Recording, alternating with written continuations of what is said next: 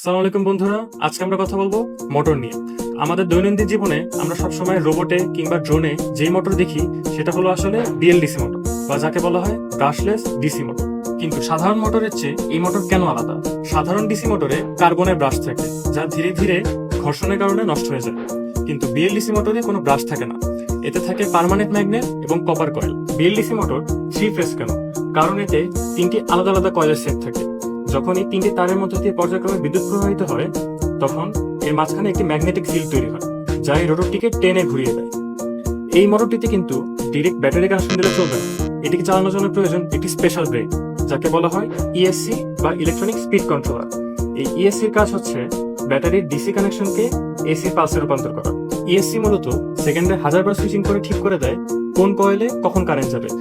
আমরা যখন রিমোটের স্পিড বাড়াই, তখন ইএসসিও এই পালসগুলো আরো দ্রুত পাঠায় এবং ফলে মোটরটিও আরো দ্রুত ঘুরে। ড্রোন থেকে শুরু করে আধুনিক প্রযুক্তিতে বিএলডিসি আর ইএসসির জুটি আজ অপরিহার্য। ধন্যবাদ।